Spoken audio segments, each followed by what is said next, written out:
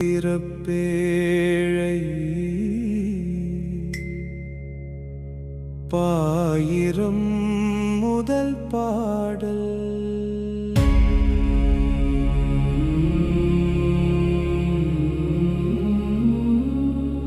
திருமூலரின் திருமந்திர பேழைக்கு உங்களை அன்புடன் வரவேற்கிறோம். பாயிரம் முதல் பாடலின் விளக்க உரையை பாடல் நிறைவடைந்ததும் கேட்கலாம்.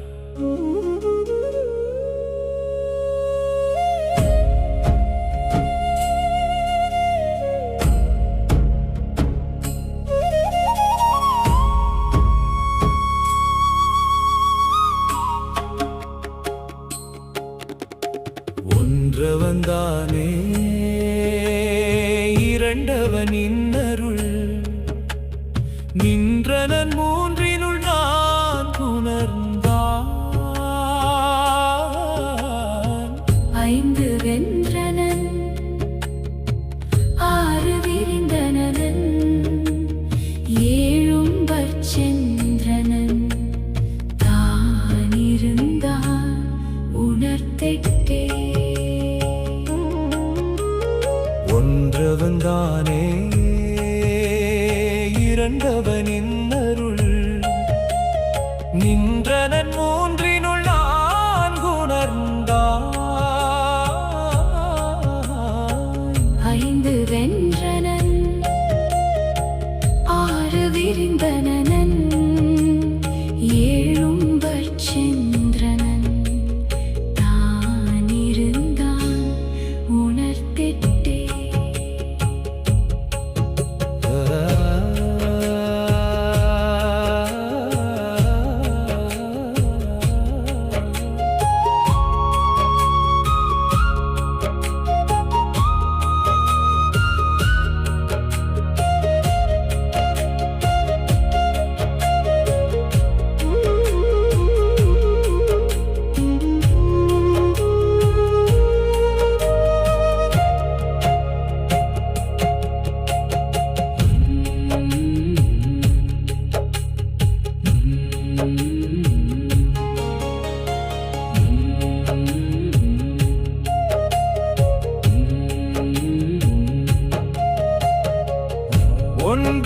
ஒன்றவன்தானே இரண்டவன் இன்னருள் நின்றனன் மூன்றினுள் நான் உணர்ந்தான். ஐந்து வென்றனன் ஆறு விரிந்தனன் ஏழும் பச்சென்றனன் தானிருந்தான் உணர்த்தெட்டே. ஒன்றவன்தானே இரண்டவன் இன்னருள் நின்றனன் மூன்றினுள் நான் உணர்ந்தான். ஐந்து வென்றனன் ஆறு விரிந்தனன் ஏழும் பச்சென்றனன் தானிருந்தான் உணர்த்தெட்டே.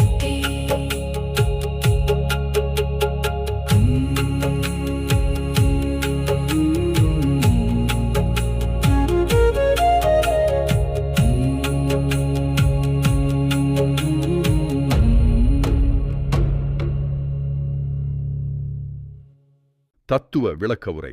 ஒன்றவன்தானே இறைவன் ஒருவனே. அவனை பல பெயர்களில் பல வடிவங்களில் பல மதங்களில் நாம் வணங்கினாலும் எல்லா பரம்பொருளும் ஒன்றே. இரண்டவன் இன்னருள். அந்த ஒன்றானவன் தன் அருளால் சிவம் சக்தி என இரண்டாகிறான். இதை விஞ்ஞானத்தில் ஸ்டாட்டிக் மற்றும் டைனமிக் என்று கூறலாம்.